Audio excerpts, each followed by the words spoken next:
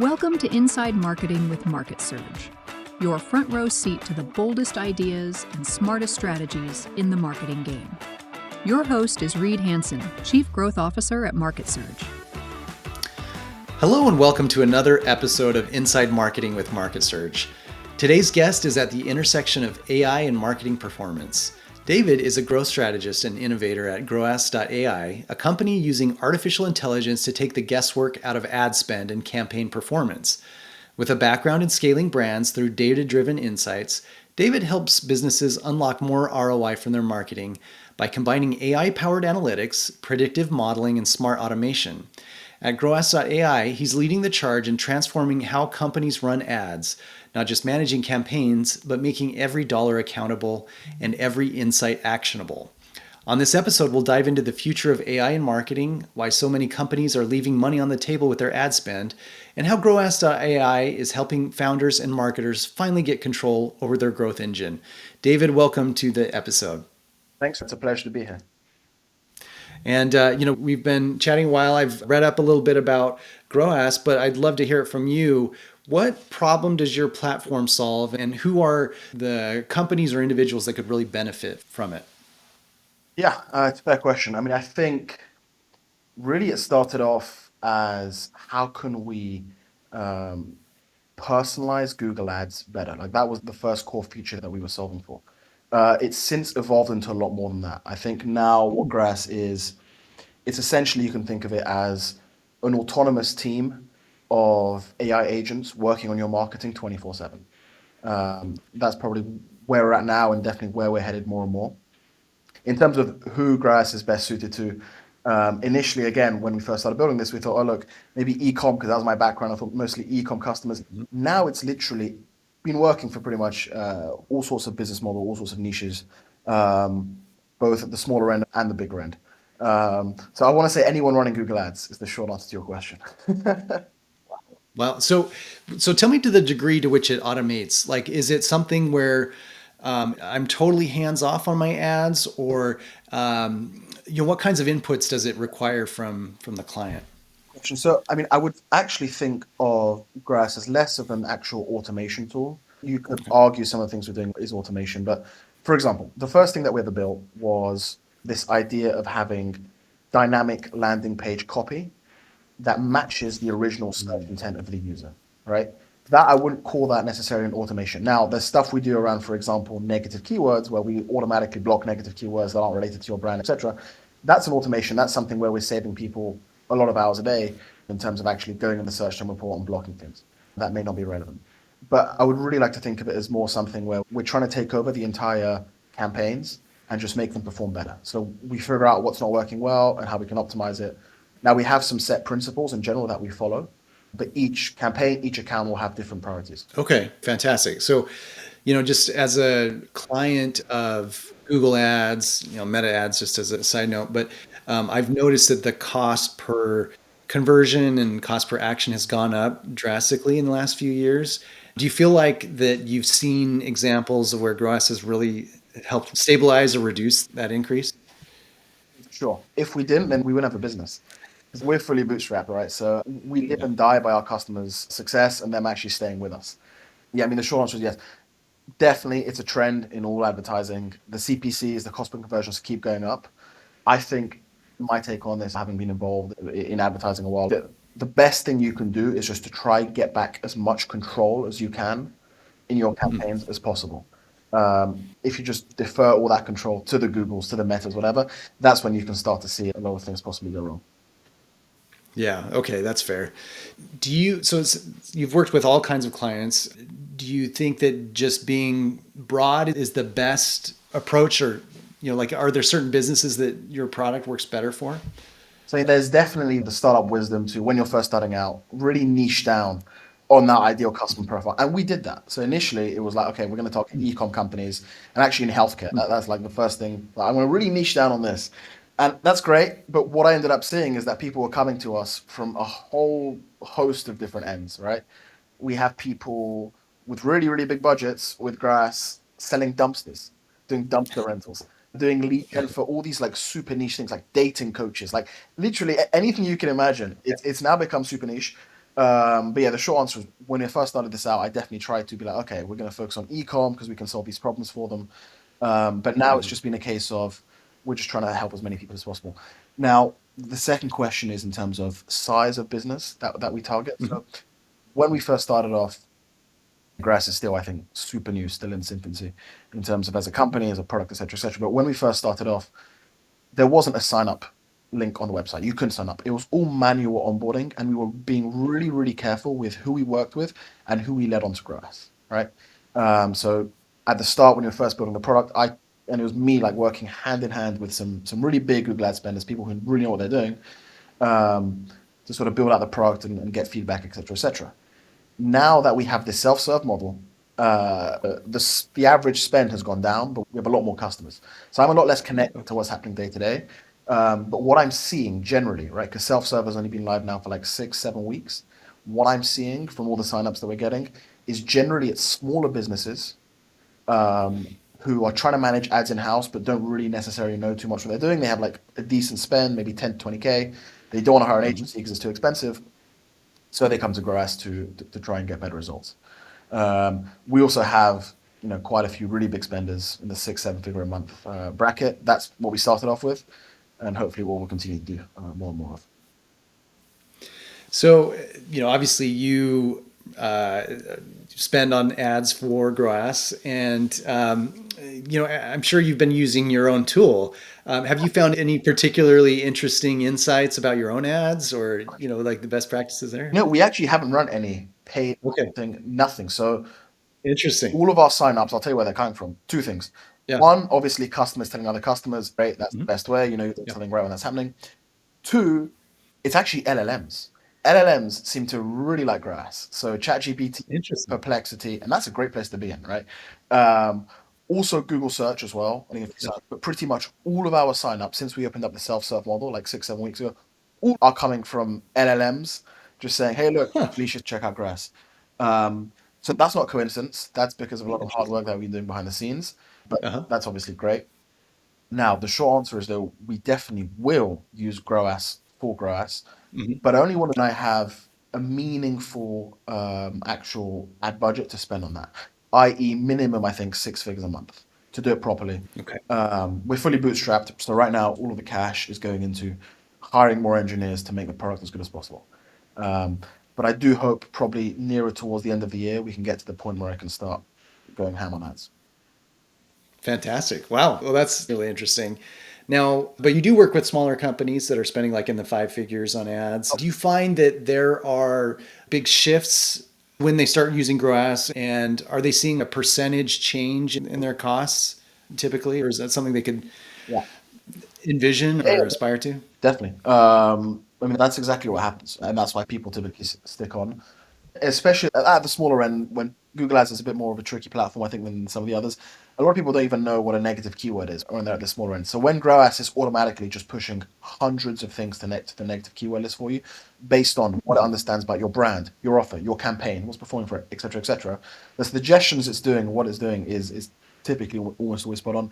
Then automatically you see a massive reduction in wasted ad spend, right? So that's like I think an easy win for a lot of people at the, let's say, sub 5K a month spend. Okay. And then there's the stuff that we do with the landing page streams. Like there's a lot of stuff that we're doing, but I think the short answer is yes. Typically, people are able to see a pretty quick uplift. I think 1 to 2 weeks is enough to see the uplift. Fantastic. Well, I think that's really what small business needs is, quick wins. They don't have huge budgets, and they need to see an impact quickly. So that's fantastic.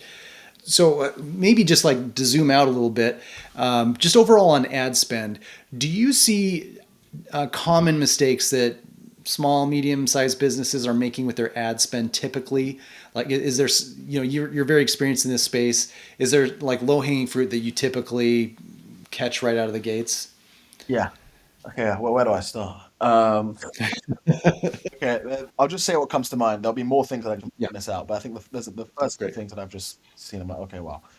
First thing, if you're working with a smaller budget, don't use branded keywords. If you're a small brand that no one knows about, don't bid on your. It's not really like if you're a small budget, I would probably say against that. No point. Two, uh, your keyword match types. Now, I'm not here to, speak badly on Broadmatch. It does get a lot of hate sometimes. It can actually work super well in a lot of instances. Um, but people need to be a lot more careful, I think, how they're selecting their keywords and then the keyword match types, right? Don't just go for something, don't come up with a broad term and then stick it on broad. That's just going to make things even worse. So I think being careful with Okay. keyword selection and keyword match types. And then there's other things, right? Like making sure you have a decent list of negative keywords to not waste budget on. Um, there's just so many things, right? And another thing I want to emphasize with ads, which I think a lot of people, again, at the small, which I'm seeing now, because we're working with a lot of these smaller businesses now, it's they think it's like the solution, right? Oh, I'm not getting sales ads when we sell. Even if your ads are perfect and we do everything correctly, if your offer is bad, there is just nothing that Groas or Google Ads can do for you, right? So you need to get the basics down first of having a good offer in the first place, i.e., is your pricing correct? Do you have enough social proof? Is your website easy to read? Is it good on mobile? These basic things need to always get sorted out first before we can start to be like, all right, we need to do more on Google Ads. Um, so I think those are the main things. It's, yeah, keywords, etc., etc., but also making sure that at a base level, your offer is ready to scale. And a lot of times it's just not.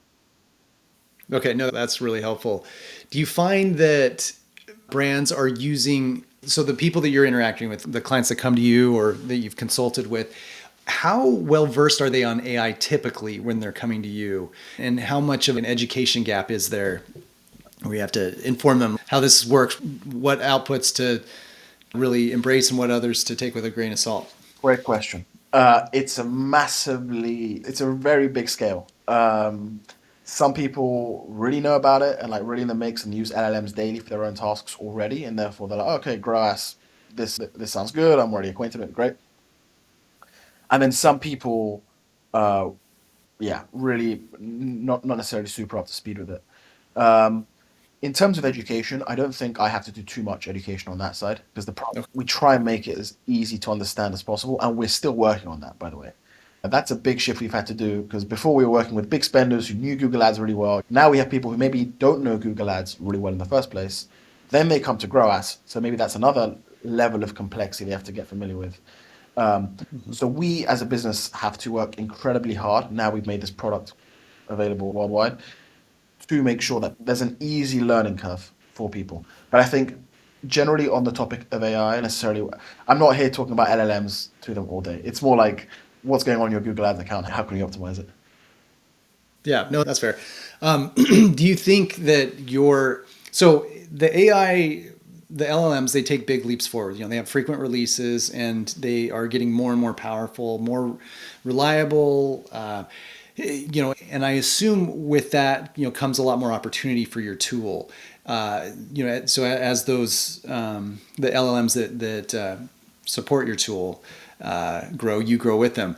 Do you see any interesting innovations in the future that you would like to implement in your tool that if the AI were more capable or more powerful, like what's next for Gross? So one thing that LM, you're right, LM is going to continue to get better, cheaper, etc., etc. Yeah. It's going to be good for a lot of things, no doubt. Yeah. Now, one thing they don't do well, in my opinion, is write good copy. Now, even humans struggle to write good copy. Most people suck at writing copy. It's really hard. It's not easy. Yeah. So LLMs are also going to struggle, and I think I don't know if or when they'll get to the point where I think they're writing like really good copy.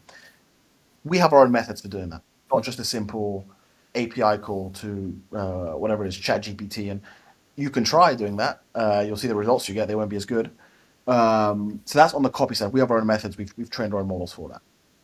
Where I think that there are opportunities and what will come to the product, I think, quite soon, which we're not doing yet, is stuff around image and video generation. Okay. All the dynamic landing page stuff, the ad assets, etc., etc. We're not doing that yet. We've held off on that for a little bit, but I think that could easily come next, and could, yeah. I don't know. I don't know if we would take the same route as we did for text based. I tried to go from scratch because that's a big pain. But TBD, we'll have to see. Okay. Well, I'm looking forward to it. Now, as a business owner, what have you found as most effective ways to get product direction? Have you been interviewing former clients, or, obviously you have a lot of experience and ideas in your head. Where else have you been polling? Where else have you been getting ideas?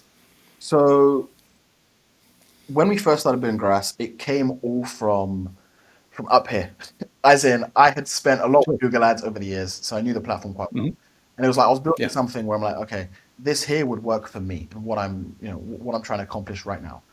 Um, so just for context, we started building Grass probably back end of last year, start of this year, Okay. and then first starting letting people onto the platform. I think mid March, right? We set up a Okay. happy little website, a waiting list. People would submit their email, and if they looked interesting to work with, then we would do a manual onboarding, et cetera, right? Mhm. Now, it was really with those customers there, let's just say like a small group of 10 people with very high spend who knew what they were doing in that March to April period, maybe earlier, maybe early March. That's where I think a lot of product took its shape because I was there 24/7. Like, I had all these people on WhatsApp. We were talking 24/7. Like, what's missing now? What do you need? Oh, this is breaking. Very sorry, like, et cetera, et cetera. Um, and that's ultimately, I think, that really intense period where I was there like, on that 24/7 shaped the product to where it is now.